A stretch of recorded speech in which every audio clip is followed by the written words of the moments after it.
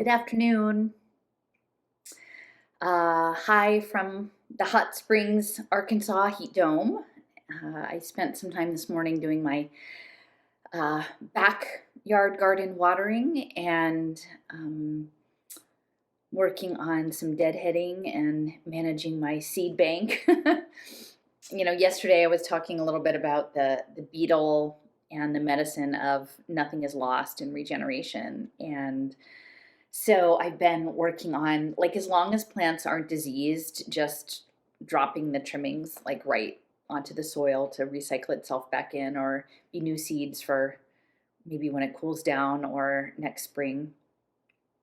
And I dug up a large bed in my front yard garden this spring, and I thought I would try to not mulch it because what I'm realizing is I actually want volunteer plants of the plants that I want. And when you have wood chip mulch, it kind of discourages that. So I thought, oh, well, let me just try, uh, try it without the mulch and see how that goes. And it went fine until August. And now I'm realizing that I need more mulch.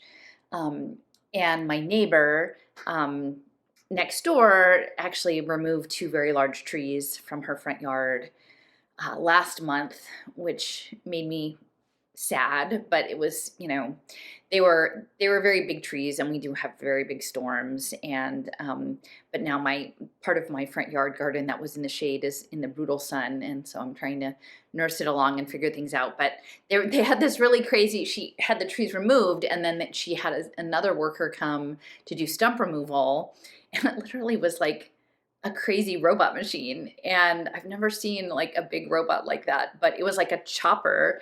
And at first I thought it was like a ride-on like machine that you would get on and ride it, but no, it was a remote control. So I'm sure, you know, my brother when he was 4 or 5 would have been totally, actually I was also kind of into the robot chopper. But anyway, these were very extensive root systems, and it chopped it all up and spread it out, mixed it in with the soil in her yard, waiting for the fall when it gets cool enough to maybe plant some sod or other things. But there was a tree that was near our shared property line, which he didn't have a chance. He wasn't going to be able to incorporate it all into the soil. And so, he and my neighbor were like, well, if you want to take some, take some. And so that was a sweet gum tree that taught me a lot about the Aleph in the little windows with the sweet gum balls, and sort of the center point and the windows out, sort of our phenomenological perspective on Indra's net. And so, yeah, I gave the tree a bunch of hugs before I came down, but I was happy to be able to use the shredded up uh, bark of its rootstock. Actually, before they took it down, I did give it a hug, and I sort of encouraged it to send its good juju down into the roots, which are still under my yard at least, to send some good stuff into the structure of my front yard garden. And then afterwards I left, before they shredded the stump, I left a little crystal out there. But yeah, so like renewing and seed banking, and I wanted to show you this beautiful flower. My great aunt Livera, or Vivi Bernhardt, in Marion, Kansas used to have these. It's a kind of celosia, and they're called coxcombs. You can sort of see all of the ripples. These are sort of a orangey color. I think she had bright red. And I got these from Baker Creek Seeds. And for what it's worth, I mean, I think because this Nigerian Lago spinach is also a celosia, that you could cook it as a summer spinach. I don't really, because I'm not that motivated, and I prefer the flowers. But the deer like to eat celosia, and not just the Lago spinach, but also the coxcombs. And so, I've gotten them growing to a point, but you can probably see where it's like been chewed off, and that's not me, that's the deer. So the flowers got big enough that they could actually start doing the crinkly bits. And I want to show you, this is sort of how it comes together with these little feathery bits, and it's actually connected. I don't want to get water on my computer laptop. Like, this is an example of hyperbolic geometry. And I mentioned before that I've been thinking a lot about Olive Witcher's work in projective geometry, and actually I do have her book, and I've been marking it up and making my way through. And as someone who's not a math person, actually the exercises and things in here are really helpful. So thank you, Olive, for putting this together and giving me some basis for thinking about projected geometry and maybe projective reality. So a couple of things, this isn't probably going to be as long as the one yesterday, but I just wanted to lay out what I've been thinking about the mythology of Eurynome and Ophion and the cosmic egg. And I'm not sure if I've recorded this before, but if I have, just forgive me and be patient, because you'll probably need to hear it more than once. And I'm not saying that this is the only one. I'm sure if you were schooled in different world religions or cosmologies, there would be similar structures. But for me, this one works really well. And there's a connection later to Chronos and Rhea, and Chronos is time. And I'm sitting here on this crystal bed, which is sort of like an oscillator of time, perceived linear time. And so I want to say a little bit about Eurynome and how I see it relating to the E8 and the 600 cell and the laminated space-time, just to sort of encapsulate that. And then to talk a little bit about projective geometry as relationality and process. And then go on to say a little bit about lines and harmonics and Pythagoreanism. And I was just listening to an older talk with Edward Frankel, the mathematician, that he gave to the Commonwealth Foundation. He's very interested in Pythagoras and love and math. And I think the love, again, is the heart field and our connection to this higher sphere of information. And I think it's through harmonics. And so the Langland's program that he works on is number theory and geometry and harmonics. And so I think when we look at some of Olive Witcher's sort of practice works with lines and projections of archetypes from higher dimensions, and thinking about how that works with how we might engage with reality. And then I'm going to end with sort of an odd dream that I had, I don't know, it was probably about 3 weeks ago, but I think it's related. So first I'll start with Eurynome. So this is the cosmology of the Pelasgians. I often say Pelagasians because somehow that feels better to me, but I think it's Pelasgians, and they occupied the Mediterranean before the Greeks. And so out of chaos, and it seems to be at the core, is chaos, she emerged naked, right? So embodied from chaos, and danced the chaos into a semblance of order to create the first distinction. And I'll just show you. I did a little ritual down at Collier Springs, which is near Mount Ida, west, about a little less than an hour west of Hot Springs. And afterwards, in the pool, the clear pool, there is, I don't know if you can see it, there's this little stone, and the white crossing there that's how the quartz crystal comes into the shale or the sandstone. And to me, this is like the first distinction of like separating the line that separates the two. And so she danced, and my feeling is that it was a joyful dance, and it was probably maybe involved some spinning, right? And so you can imagine sort of the Sufi twirling and the spinning and the happiness and the creation of these different kinds of waveforms. And as she danced, her arms moving created the north wind that she kind of formed into Ophion. So Eurynome is Eurynome. And Ophion is Ophion. I'm not 100% sure I'm saying these correctly, but that's how they're spelled. And Ophion became from the north wind became this great cosmic serpent. And so they mated, and then she transformed herself into a dove, which is very connected to sort of the archetype of the Annunciation and Mary and peace and that idea of the dove. And then she laid the cosmic egg. And then the cosmic egg, Ophion held it, and he wrapped around it 7 times, which is the golden phi, I guess the golden mean, which is an important mathematical ratio. And then when it hatched, it cracked, and then the crack, the light that came out, created 3D reality. And so my current conception is sort of that, and I'm not sure how it fits with the distinction, like the line between the ocean and the sky. I guess it would be pre-distinction, like her dancing and forming chaos into a structure, something that was ordered and can be organized, would be like the E8 exceptional lattice work, the 8-dimensional lattice. And perhaps the chaos that is in the process of being structured before it actually clicks into place and makes certain waveforms would be equivalent to Stephen Wolfram's Rouliad, which is sort of all the computational possibilities. And so it's a process of becoming very unstructured to more and more structured. And so then the E8 lattice, I think, somehow folds in half and then steps down into the 4th dimension, which is the 600 cell, and that would be the cosmic egg. And I view Ophion, the snake, who's wrapped around it 7 times, which is phi and the golden mean, and these relationships are grounded in that proportion, is electromagnetism, like the waveforms that make reality possible. And that at the core, actually, of the 600 cell is something called a 24 cell. And I was gifted a 3D printout of a shadow of a 24 cell. And the person said they felt it was connected to a deer.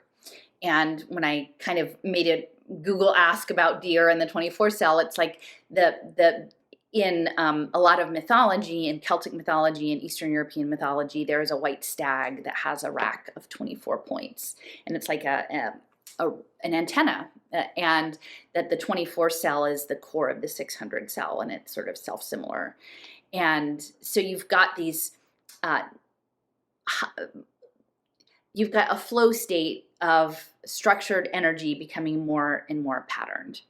And my sense is that within the structures of the 600 cell, that there is some dynamic aspect to it that equates to cycles, and that maybe at its core, and this is my thought experiment. I'm not saying like I'm some fancy person and I write a book and prove all of this, but it's me thinking sort of through, because I think our imagination and our inspiration is where things start.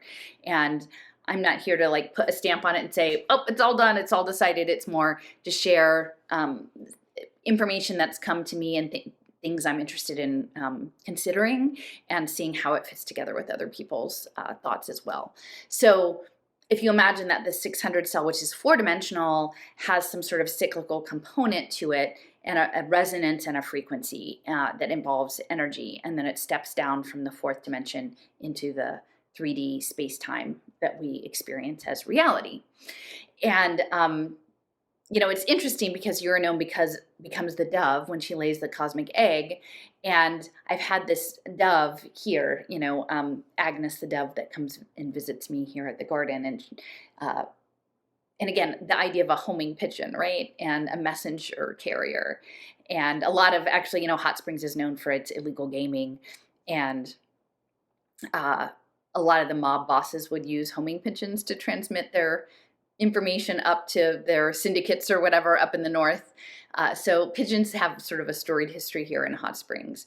And so that's how I feel that the information is flowing, and that there's the channel between the, you know, as above, so below, between the 600 cell and 3D space-time, is that there is a loop and we are in communication, and that's where the second order cybernetics that was really advanced by Heinz von Forster comes in, is that, and Gordon Pask's idea of conversation theory, that this isn't simply just a play that we're handed a script and we maybe can tweak a few things, that there are aspects of the projection, which again, you know, I have this projector sculpture right up behind me, that the projection is coming with a sense of radiance. And I feel like the radiance aspect connects in with Apollo, right? And the idea of light and illumination. And that we carry in when we come into, you know, looking at these arrivals, you know, into 3D space-time, you know, and experience linear space-time and the heaviness of like being in gravity and all of that, is that we come in with a bit of radiance ourselves, and that radiance is preserved in our heart. So we are not detached from this whole process. We are an extension of it. And, you know, and it could be that there's different cosmic eggs or different realms of projection into other versions of realities that we can't yet imagine, but, you know, we're sort of imagining what the 3D space-time reality is. And so we're in conversation with it, either and perhaps part of this, even thinking about like Plato's cave and the light and leaving the cave or becoming more aware, it's like, how do we become more engaged and be aware of our own agency in co-creating the field? And I think that has to do with how we're connecting with the portal that is the projection field. And for me, where this fits into process philosophy, which was advanced by Albert North Whitehead and Bertrand Russell, but mostly Whitehead, is this idea of concrescence, that we arrive in the now. We're in a now. There's they call it an actual occasion out in the field, right? Like up there in the 600 cell, there all of the infinite possibilities are available, but they rapidly narrow down to things that seem consistent with our goal state or the context of our narrative. And then one of them comes in, and then the next film strip happens, right? And so there's this pause when you're standing in the actual occasion of like, what is the next frame of the film strip going to be?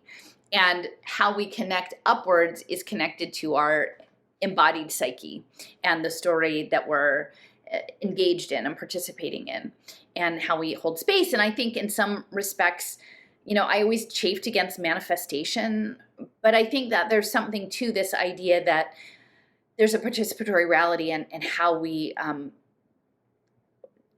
the tension or joy or resonance of our embodied selves, whether that's the fluids that are going through our body or our bones or what have you, our heart and breath, helps shape that process of each thing of the film strip. And that film strip piece is what connects to my looking at Barbara Dewey and her ideas of laminated space-time. And so if you imagine that the radiance is coming from Apollo, right, and maybe the actual occasions or the ingressions are connected to muses, right? And maybe there are archetypal structures up there in the 600 cell that might look like math or might look like a character, right? And you've got muses or angels or ascended masters or, proofs or different kinds of mathematical equations or geometric shapes up there.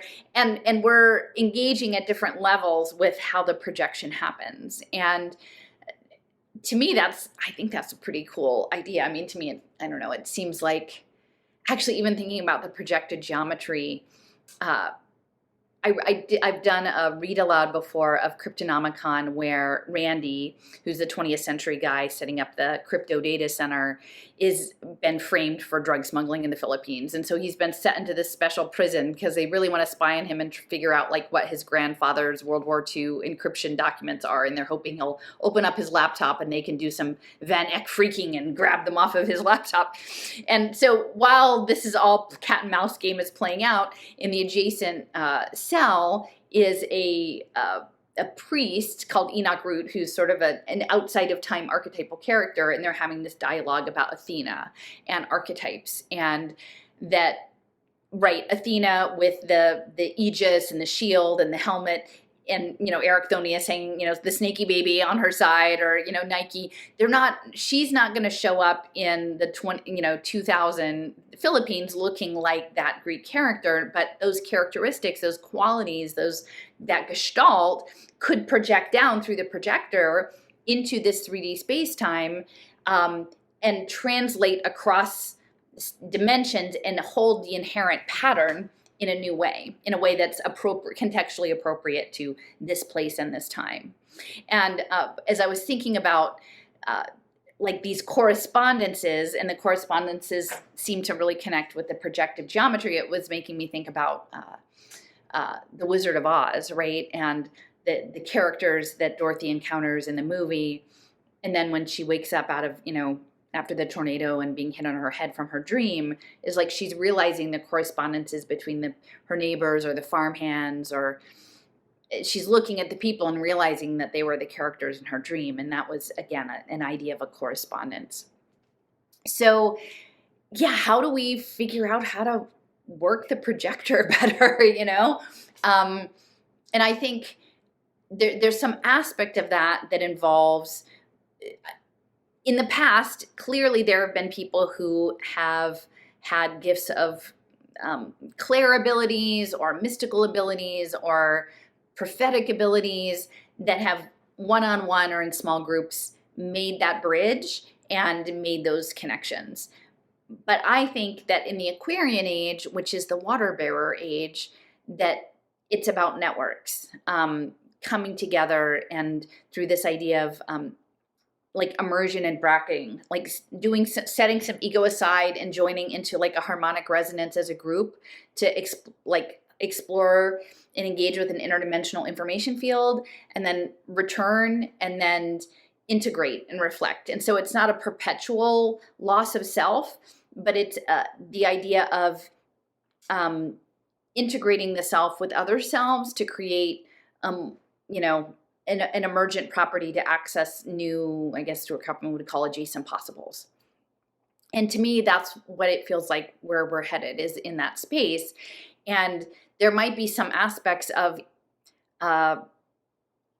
because it's based on social structures, and I guess the Aquarian age, I was just looking it up, and it was about like society, communication. It's even though it's the water bearer, it's an air sign, so it would totally work with this idea of ether and etheric. And so it's sort of innovation, communication, and social systems. And so if you imagine what a ecological, and maybe not exclusively anthropocentric, right? Like an ecological watershed system would look like, with some sort of etheric current back and forth as a conversation. And that's some of the ideas that I've been playing with. So, so then we've got, again, just to revisit, we've got chaos, we have the distinction, sky and ocean, both waveforms.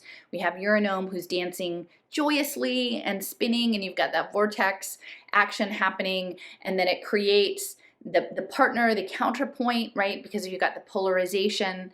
Unfortunately, later on, Ophion tries to take credit for the egg. He's like, oh yeah, I did that. That's my egg. And she like knocks out his teeth and sends him to the great depths, and then kind of they're on better terms, more equal terms. And so you've got that polarity, and then, the step down to the egg and the projection and the laminated space-time. And one of the things I've been thinking a lot about over the past month in the lamins, right, these individual elements of the film strip that works with the process, is the idea of pre-sheaves and cohomology, and that the idea of like, what if it's not just one film strip, but maybe it's layers, like a whole mosaic tiling. And that's interesting if you think back to Mark Andreessen's early work with the web interface of mosaic, and then how the pieces come together, how they touch one another and are either glued in a seamless way or can't be glued. And I think there's an element of that that's the consensus, which is the economic aspect of maybe the tokenized voting or the token engineering. And one of the things I wanted to mention, and I apologize if I've said this before, I hold all these ideas and then I have conversations with people. I can never remember who I told what. So if I've already said this, just bear with me. But Peter Kingsley writes of the pre-Socratics doing Parmenides and Empedocles doing dream incubation and having this connection to the goddess and going down. And I always thought it was Persephone because that's who I thought was the goddess of the underworld. But I think it could be Eurynome. And what's interesting is that Eurynome and Ophion were ultimately, so they were the heads of Mount Olympus. They were the first ones. And this is pre-Greece, right? And so then they were overthrown by Kronos and Rhea. And then they were thrown into the deep, deep ocean. And so there's some aspect of the depths. I always assumed it was like a cave or a dark place that was dry.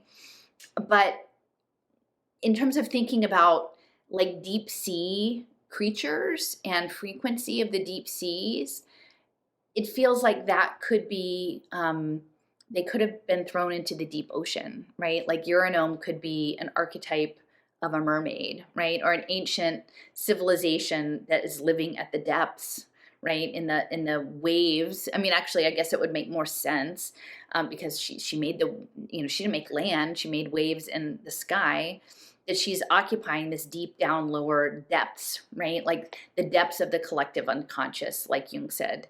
And instead of maybe going through a cave portal, like into a dry cave, you could go through a well and go into the depths of the Eurynome space, which from an archetypal standpoint, I find kind of interesting. So yeah, and even in the mythology, then there's the Titanomachy, right? There's the cyclical overthrowing, but there's a correspondence each time with, like, this is the god of the waters, this is the god of lightning, this is the god of love, goddess of love. There's a correspondences between the Greek gods and the Roman gods, or between the Titans and the Olympians, and Eurynome and Ophion predate all of that. So when they got thrown into the depths, then that's where Kronos took over, and Rhea, and Kronos, again, linear time. So I feel like there's some aspect of Eurynome, the Eurynome story, that exists outside of how we understand time to be. And there's a horizontal time, which is perceived linear time, and then there's, and I don't know if I'm saying this correctly, Kairos, Kairos, Kairos time, which is vertical time. And I think this links into Arthur Young, who is also very interested in Whitehead and process philosophy, of accessing through the heart center, the vertical time, like the flow, and even thinking about the flow state of being outside of time when your consciousness is engaged in a certain way. And so I think this this turning of the age in the Aquarian age is about stepping into the Kairos time and kind of doing a closing down of the Chronos time, because it's always a cycle, right? I mean, if across many different cultural and cosmological structures, there's different cycles that happen. So yeah, so it's the step down of information, and then the pivot point and the projection. And I think that's where the projective geometry comes in. And so I just want to read a few things. This is just the first couple chapters out of, so she's contrasting the role of Euclid's geometry with projective geometry, which comes around in the Renaissance. And it's, the projective geometry is that it's in motion. It is in the becoming. So it is in the process and in the flow. And it's all relative. And so to me, it feels very much like, as we're working in these higher dimensions, it's also very much linked to our own unique perspective as an observer, and how we can blend our observer perspectives and perhaps create a new harmonic with shared perspectives. And even though I find it really unsettling, because a lot of it feels pretty judgmental or vitriolic in terms of social media, is that it's creating narrative structures and world models with, depending on the content you engage with, because there's infinite content.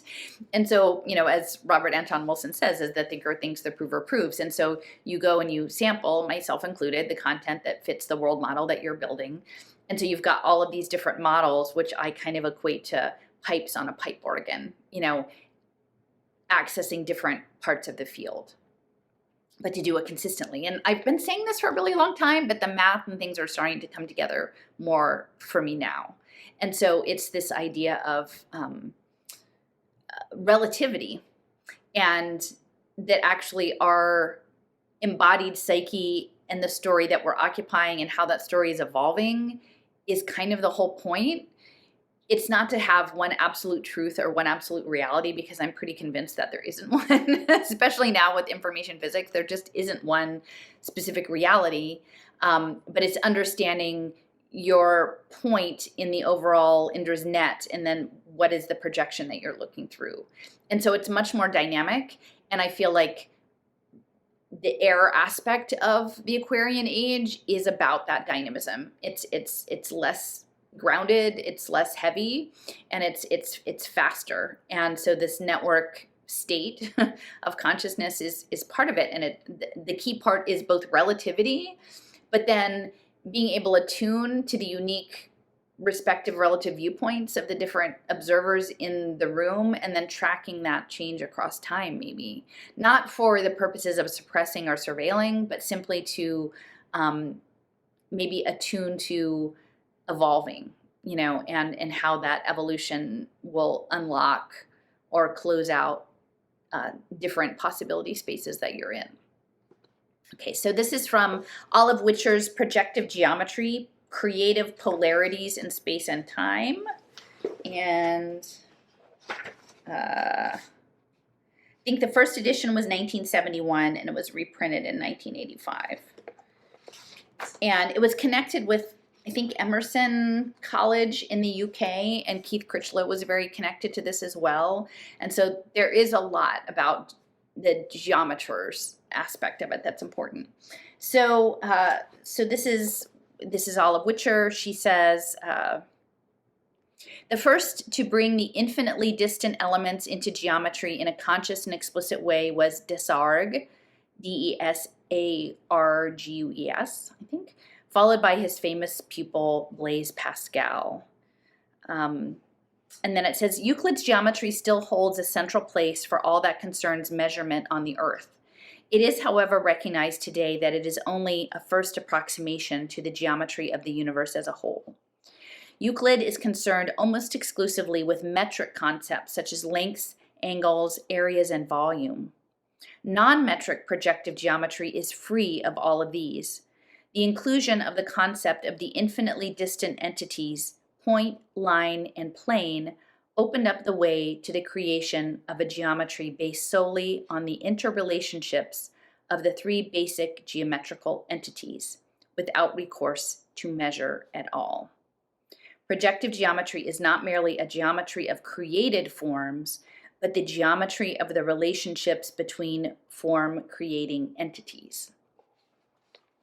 And so I know there's like a tension between the infinite and the finite, but I think that that can kind of be resolved through immersion and bracketing, that you can try on different thought experiments and step into them and then step out, and that projective geometry and Euclidean geometry can kind of connect up and complement each other.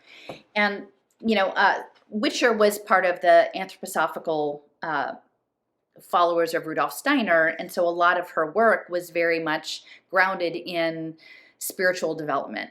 And she and George Adams Kaufman did a lot of work around plants, right? So we've got our little plant here, and how the plants explore the etheric and counter space.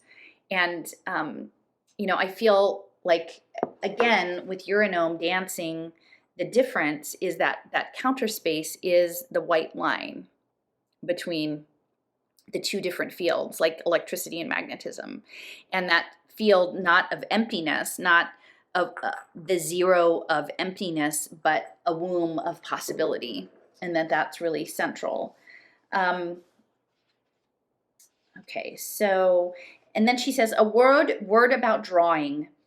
Because essentially, and I need to do these exercises now. She's got a number with these different lines and how you sort of draw dots and lines through them. And you're not measuring, you're just, I guess you need a bigger piece of paper behind the piece you're working on. You're supposed to draw all the way across the page, so it just goes on forever. You're not doing a little stingy bit of line. You do the whole line, and you do them finely, because the idea is kind of to track things in process or in motion. It's not to freeze it. It's not to make that this is the uber structure and it's always this. It's kind of, it seems to me, if I'm getting this correctly, that it's relative and it's becoming. And so, that's what's so interesting to me about the, this flower, is that you can see where it's the becoming part. Like these little fans start off, and this is going to want to be, although I was picking it, a whole nother ruffle. And so now it's kind of done because I've picked it. But, this whole big part that's so ruffled in this hyperbolic geometry started off according to a pattern. And the pattern is from a tiny seed, and these seeds are smaller than sesame seeds. They're bigger than poppy seeds, but they're smaller than sesame. Little shiny black seeds are the celosia seeds. And, it's not like they've, whatever, those, just add water and get those little sea creatures or sea monkeys or whatever. The plant is a transmitter. It's conveying information to this higher dimensional space on how to work with the counter space, like how to work with the pluses and the minuses and the tension in between, and to expand out from the plenum of that difference into its full form and to hold its pattern, even under deer pressure to make that possible. So, okay, so it says, a word about drawing, bearing in mind that it is the task of the geometrical concepts we are considering to lead towards an understanding of the non-spatial, mobile, and ethereal processes which take place in and around the material world of the senses. We try to reveal this finer quality in our drawings. And so she kind of says, don't use a big, thick, heavy marker. Use a thin pencil, because it's supposed to be mobile, right? We draw fine lines wherever possible. It's not supposed to be weighty. It's supposed to be in motion, and that motion is the becoming part. And so, just to reiterate, I think we are on the verge of a becoming thing that's happening, and it is very uncertain, because we're, the more I've researched all of this stuff about Markov blankets and the free energy principle and world models, it is not easy to become at the rate we're being asked to become. Because so many of the structures that have defined society and success and financial independence and connection and social relations and family and work and school, and it's all changing really fast. Even the idea of like our biology and our cultural practices, it's all up for grabs, and that's incredibly destabilizing. I mean, that's what I realized in retrospect, is when I was doing all of this deep dive research into impact finance and Web3, is I was doing it a little bit by a little bit, and I was pretty worked up, and I got more clearly worked up when the lockdowns happened and I started seeing the real world implications of what I was researching. But I hadn't yet learned how to do a correspondence and take the net of these interconnected relationships, which would be like the stuff that she's drawing, and turn it inside out. Like I didn't know how to, and I'm still learning how to do that, but I know now that it is possible that you can take all the same coordinates and flip it over into a different story. Like you can take this and you can pull it, right? You can invert it. You can flip things, and we have the agency to tell the kind of story that we want to tell. Or I'm living in the story that we can tell the story that we want to tell. I don't know that that's the story that everybody chooses. And I'm okay with that, because I'm kind of beyond the point of trying to tell everybody that they need to do it the way I do it. I'm doing it in a very quirky way, but it's a way that makes sense, is consistent with me. So yeah, what Olive Witcher was doing was working with dynamic fields and planes and points and lines, reflecting infinity. Now, she's very clear to say that this isn't to replace Euclid, geometry and firm structured forms with measurement, but this is what goes beyond it. And so if we've got this projection point, there's a beyond.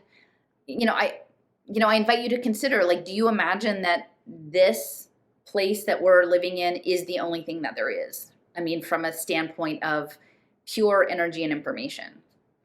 Like, is this it? It's only this? Or is there something else? And to me, it feels very likely that there's something else. This is a facet of the all that there is, but it's not everything. And so if there's something higher, how do we connect with that? And that's the point at which the finite of this world meets the infinite of possibilities. And when I was looking at this about the lines, these infinite lines, and I was listening to Edward Frankel's discussion with the Commonwealth Club of California, and he's given a couple of talks. I think one was in 2020 and one was more recently. The later talk, he was talking about the Pythagoreans, right? The mystery schools, and Pythagoras aligned with Apollo. I guess he was visited by Abaris the Hyperborean, who I guess Hyperborea is an unknown specified place to the north, whether that's Scandinavia or the Himalayas or something like that, but he came in an ecstatic state holding an arrow. And I think of an arrow as being a focused point, like one of these points on the projective geometry, or like the projector itself, right? And he was able to travel across deep valleys and vast distances with this arrow. And he handed it to Pythagoras as part of a lineage of the Apollo lineage. And if you think about the radiance of a higher dimension coming into this 3D space-time, it kind of makes sense. And if you think about muses being up there and helping guide the harmonics, if I just asked Google, I'm like, could this be a harmonic net, like instead of lines? Could it? Because it's likely whatever is going into the other dimension isn't a line per se. It's like a frequency. It's a waveform, right? Whether that's a photon, or I guess the photons let you sort of stack them up, and that's something how we play with laminated space-time. And it was like, yeah, actually, I guess Euler came up with this tonnets, which is a harmonic net. They're like, yeah, totally harmonic net. You're not the first one to think of it, right? So there's this harmonic net part. And so now maybe I'll get to the point of talking about my funny dream. I think this was a couple weeks ago. And I guess this is what you get for sleeping with a giant hunk of quartz crystal. But Yosha Bach in his Institute for Machine Consciousness, it's not very highly subscribed. I think it has like 3,000 subscribers because there's not much on the channel. I think I found it initially because I was looking for stuff about Stephen Wolfram, and Wolfram had done a talk with Bach, but nothing for months and months and months. And then all these talks went up, and I think they were from an event that was earlier in the spring. And I noticed when Yosha Bach was giving one of the keynotes at this event, which it was in Berkeley, he has an institute in Berkeley, which of course, like Berggruen Institute has an outlet in Berkeley too, that on the backdrop of his slide deck, it said the chief technology officer for his Institute for Machine Consciousness is Philip Rosedale, who was, I'm like, I know Philip Rosedale, that, and of Second Life. And now this whole conference with many, many, many talks, like I'm sure everybody's angling to be part of Yosha Bach's like conference circuit thing, but it's all about making machines conscious, right? And I would sort of assert that for me personally, the far more interesting thing is how can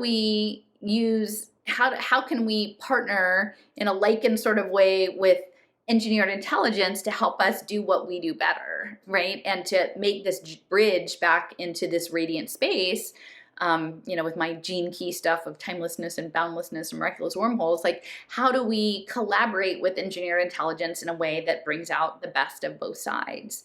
It's not that we're trying to make machines like us. No, like how do we make machines like awesome machines so that we can be awesome people? And so anyway, so I had this dream. So anyway, I'm watching this, it shows up in my dream, and I'm like tagging along, and I'm asking, I'm like, Yosha Bach, why did you pick Philip Rosedale as your CTO? Like, it just, to me, Second Life feels so, I wasn't part of Second Life, but it feels so dated now, right? Like, like AOL or something. But what's interesting about Second Life, now that I know a little bit more about complexity and economics, is that my understanding is that it's a digital, there were these digital islands, right?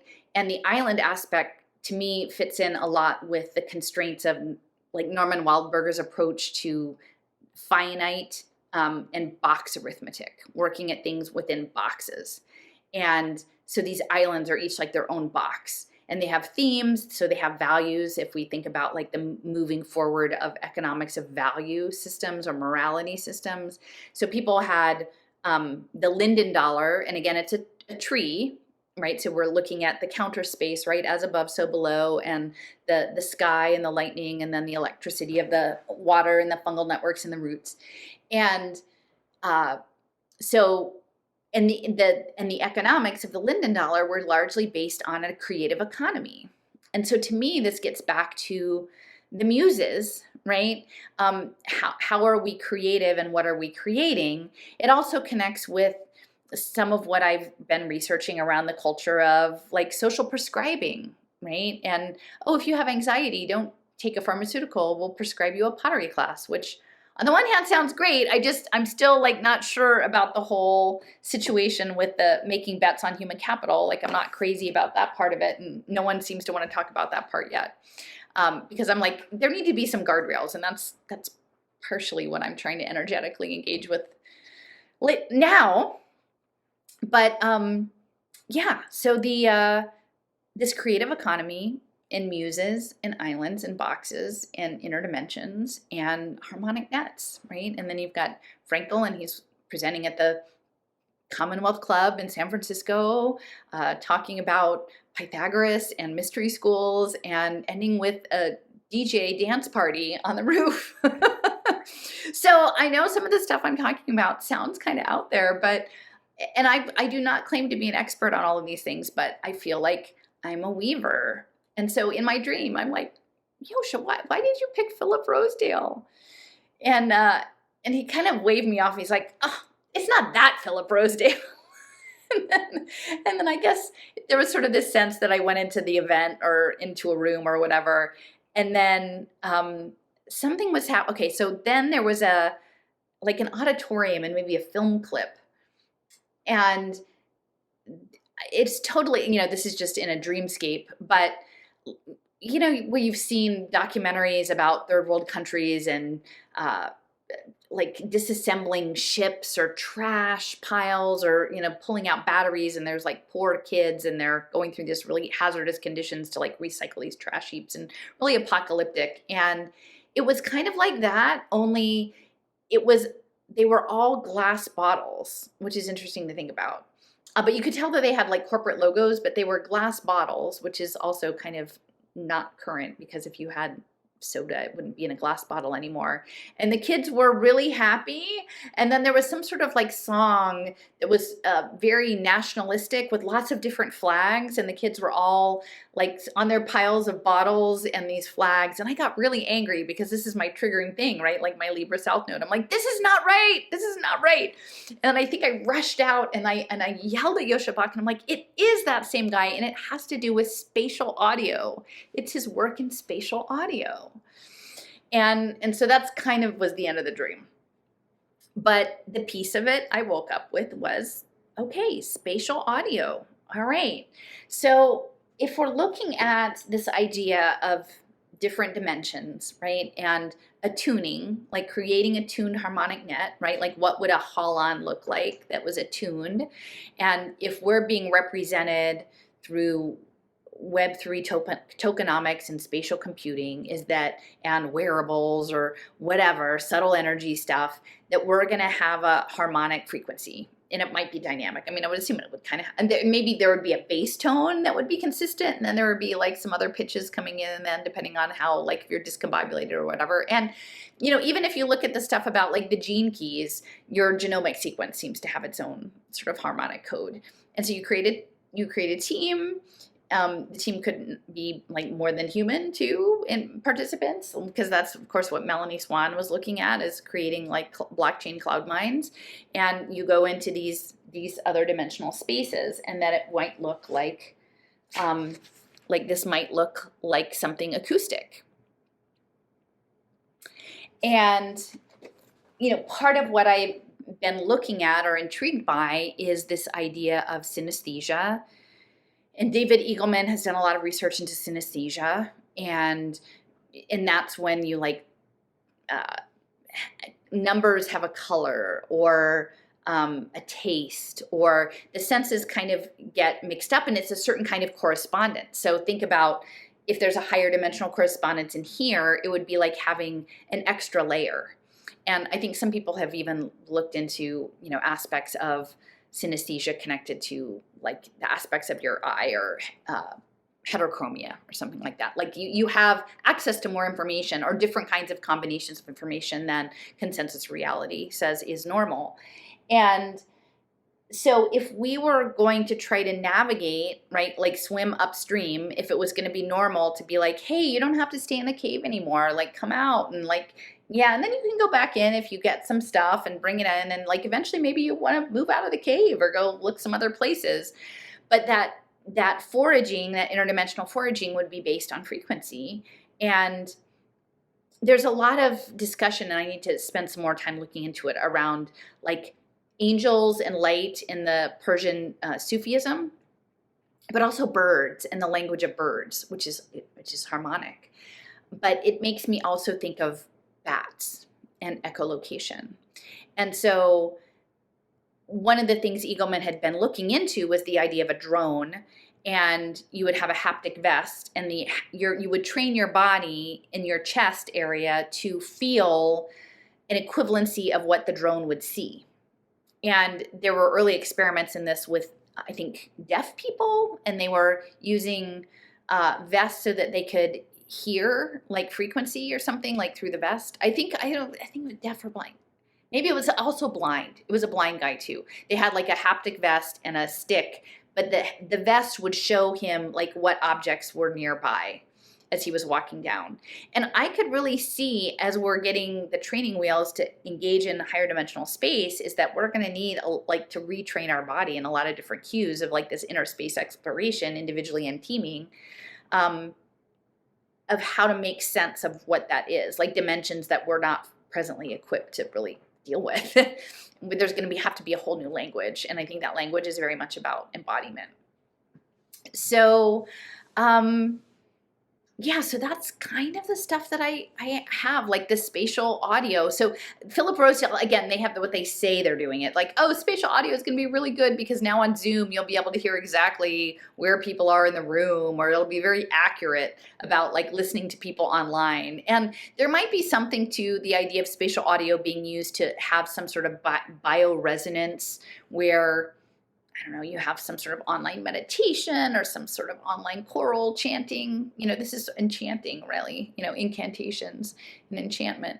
It seems more real and it seems more immediate. And so maybe there's some sort of feedback loop about getting into a coherent state for this Kairos vertical time that's connected to that.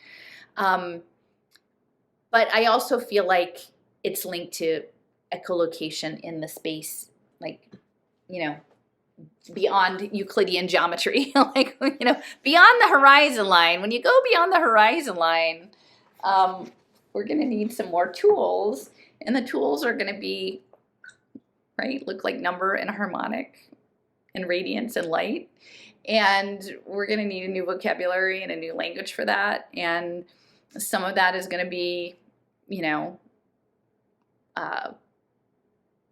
it's going to be embodied, right? It's going to be outside of linear space-time. So that's, you know, when I was rewatching the movie Arrival, and the hexapods, they were making their, you know, their gift that they gave was the idea that this language, the swooshy things, were, you could see outside of linear time, because the language itself reprogrammed the linguist, who is one of the main characters, by learning the languages. The Sapir-Whorf hypothesis, like Babel 17, is that she learned to see outside of time, or to have precognition, because the swoosh was the entire arc of what was being said all at one time. And so you had to know the ending before you started. And so it was language outside of linear time. And I feel like that's maybe where we're headed. And it involves space and counter space. And I just want to say too, if we just think back to Eurynome and what I was saying about like the waveforms, right? And, you know, the point of making the distinction between the ocean and the sky, right? The little quartz crystal resonator. And, you know, what's beautiful about this is hyperbolic geometry. And so you can imagine, again, they start off like these little tips, and then the edges grow faster than the base, and then that's what makes all of the ripples, and that this is interfacing with a higher dimensional pattern. And a lot of what she's written, several books, they're very expensive, so I don't know, I think I'm going to indulge in at least one of them about this planting plants in the etheric plant space. And it's interesting too to think about, you know, the RSF finance group is what the Rudolf Steiner Foundation turned into. It's in Silicon Valley, and there's connections to Triodos Bank, and so it's he had this idea of social threefolding, and with art and culture and economics. And so fortunately, I've stepped back from the good guy, bad guy story because I just don't really know anymore. I'm just curious to try to figure out the operating system of this. But yeah, space and plants extending into space is about this etheric operation, possibly Ethereum.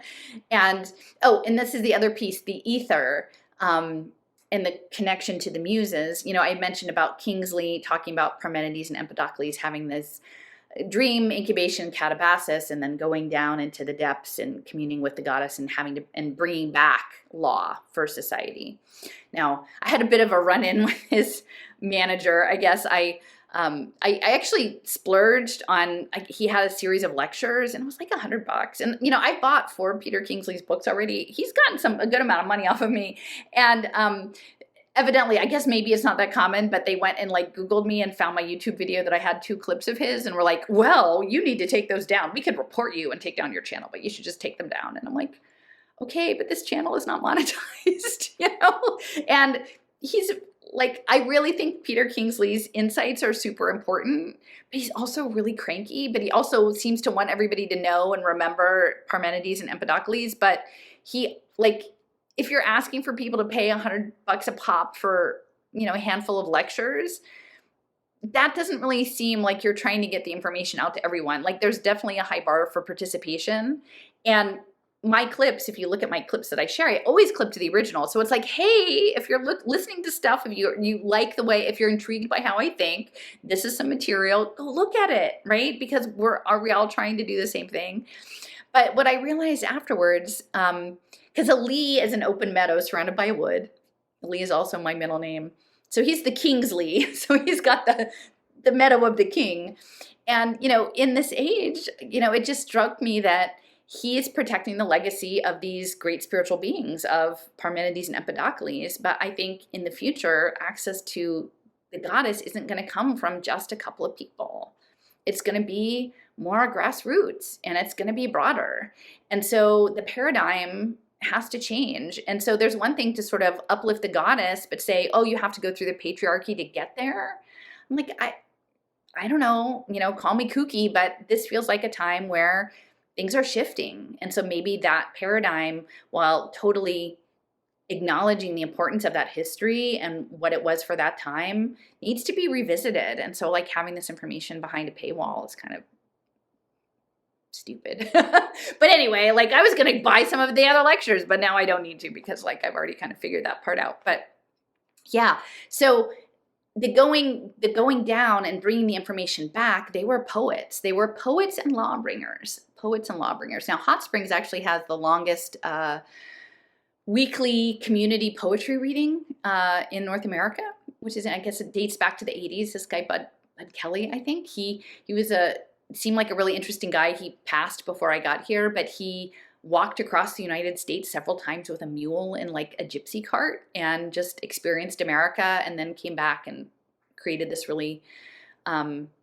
important poetry festival here in Hot Springs. And so this idea of poets and muses and laws is super interesting. If you imagine that perhaps like what I'm thinking is that the 600 cell and the structure of the 600 cell as harmonics is also a grammar.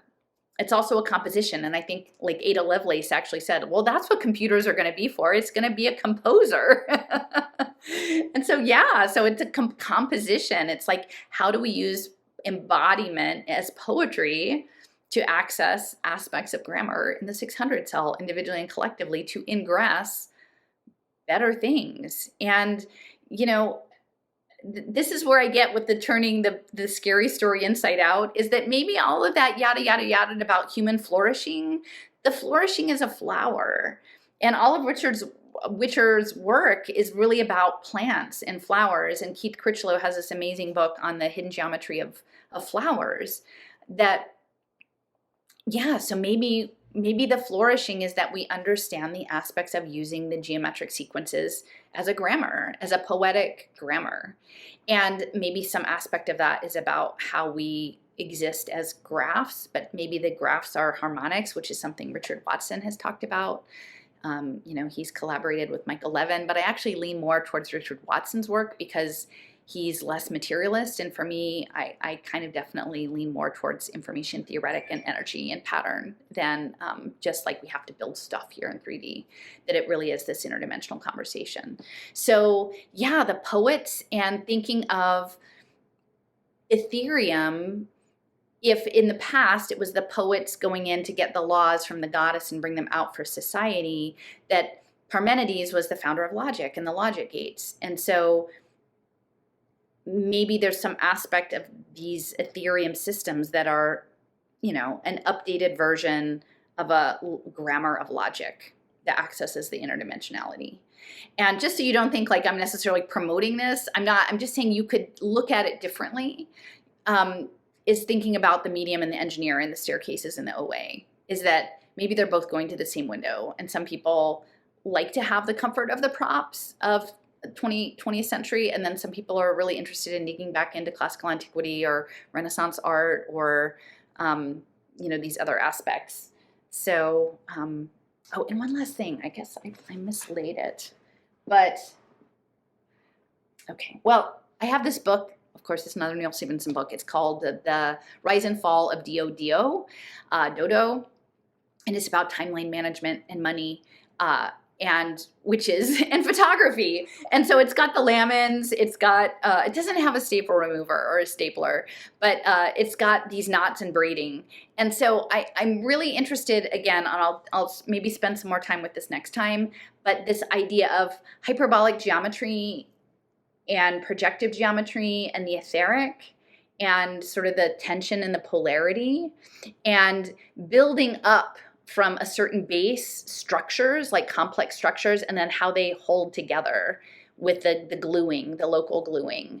And that the ripples of this, to me, feel, they're not knots, but there is a connection between hyperbolic geometry and knot theory. And so thinking about Eurynome dancing on the waves, and you know, that's something I did when I was at Collier Creek. I did some toning to the water. There's a pool of water there, and it's at the base of Crystal Mountain.